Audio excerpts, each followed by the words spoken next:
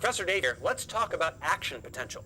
He knows a lot about the science stuff. Professor Dave explains. We just learned about the structure of muscle, like skeletal muscle, which is what allows you to move your body around. But how exactly does this work? If you decide to lift your arms up in the air, what is happening on the molecular level that produces this motion? It's not magic, it's just a staggering amount of chemistry. So let's dive back down into those muscle fibers and get a closer look. As we recall, any skeletal muscle is made of fascicles, and each fascicle is made of muscle fibers, which are the individual multinucleated muscle cells. From there, we can zoom in farther on one of these myofibrils, which are in turn comprised of myofilaments arranged into sarcomeres. And this is the contractile unit, the one that lets muscles do what they do. Now let's get a closer look at these structures, because this is where all the action happens. Looking at a sarcomere, we can label a few regions. We can see these darker A bands and the lighter I bands, which are aligned and responsible for the striated appearance of skeletal muscle. Within each A band, we can find a lighter region called the H zone, and this H zone is split down the middle by something called the M line, made of a protein called myomycin. The I bands are also split down the middle by a region called the Z disc.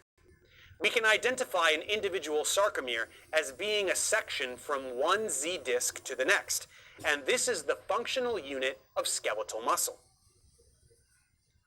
If we zoom in even more, we can see the myofilaments that make up these regions.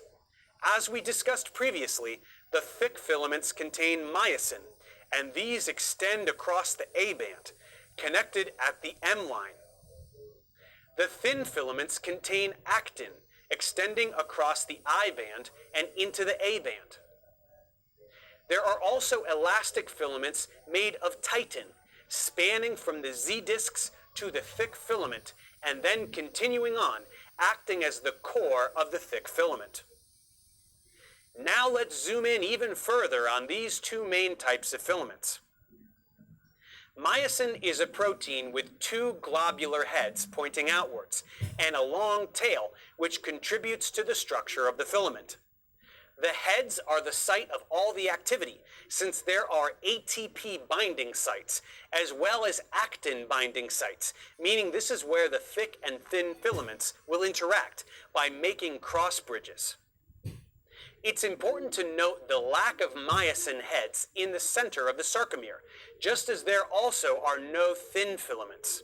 Speaking of those, as we said, they are made predominantly of actin, and two actin filaments will twist together to form the backbone of the thin filament.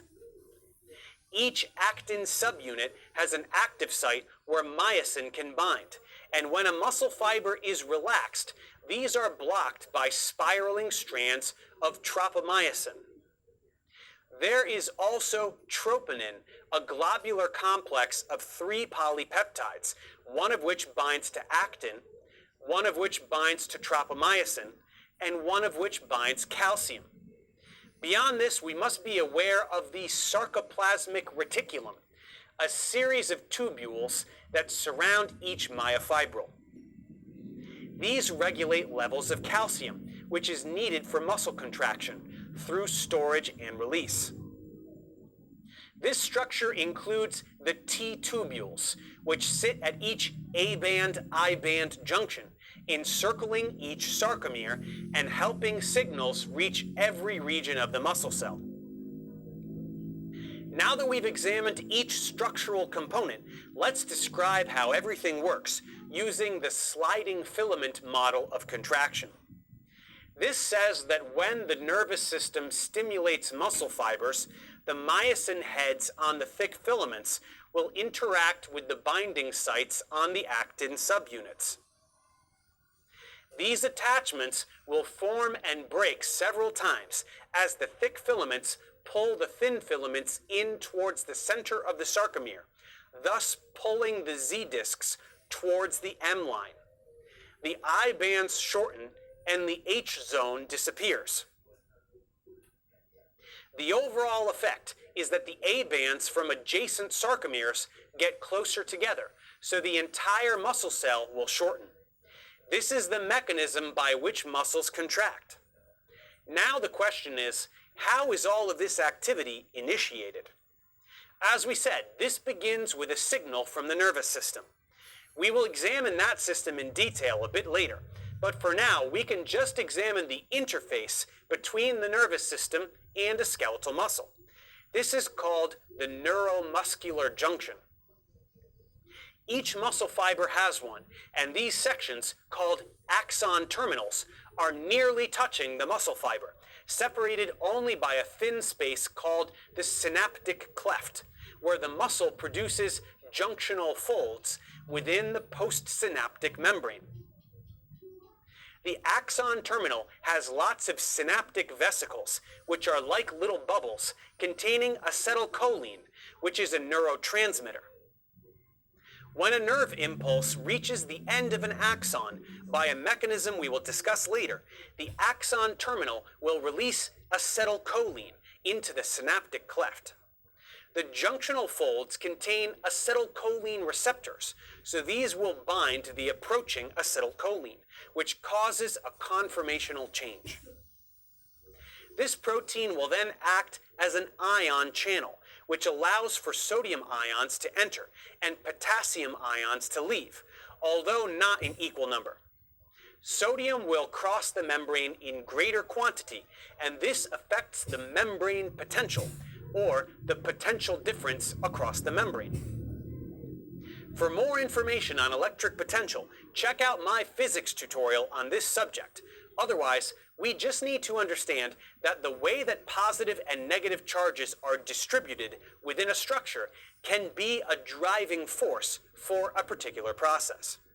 Prior to the opening of the ion channels, the inside of the cell was more negatively charged than the outside, but as sodium ions enter, depolarization will occur. This causes other nearby sodium channels to open, and more sodium ions will enter, following the electrochemical gradient. Once a particular threshold voltage is reached, this will generate an action potential. Sodium can now diffuse into the cell anywhere along the membrane. While this is happening, an enzyme in the synaptic cleft called acetylcholinesterase will break down acetylcholine, and the ion channel closes, preventing further muscle contraction until another nerve impulse arrives. But the action potential will continue to propagate along the sarcolemma and down the T-tubules, which opens up calcium ion release channels, which we will discuss in a moment. Finally, after the depolarization wave has completely propagated, repolarization will begin due to the changes in charge density. Potassium channels will now open, and potassium ions that are more highly concentrated within the cell will diffuse out of the muscle fiber, which restores negative charge inside, and the sarcolemma goes back to normal. At this point, the muscle fiber can be stimulated again if another impulse arrives. So we can see that charge distribution and electric potential are key concepts here. But how does that relate to muscle contraction? Well, the action potential generated will initiate excitation-contraction coupling. As we said, the propagation of the action potential causes a rise in levels of calcium in the cytosol, and this is what causes the filaments to slide. Let's recall that when a muscle cell is relaxed, tropomyosin blocks the myosin binding sites on the actin subunits. But as more and more calcium ions become present, these will bind to troponin, and once two ions bind, it will change shape, which will push tropomyosin off of the myosin binding sites, making them available for cross-bridge cycling, the process we mentioned before. In this process, the myosin heads will pivot and bend, pulling the actin filament along and using ATP in the process. The two positions possible for the heads allow it to pull, detach, change position, bind, pull, detach, and so forth many times until contraction is complete.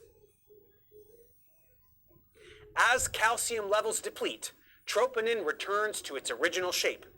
Tropomyosin blocks actin's binding sites once more, and the muscle fiber relaxes. There is a lot more to discuss regarding muscle contraction.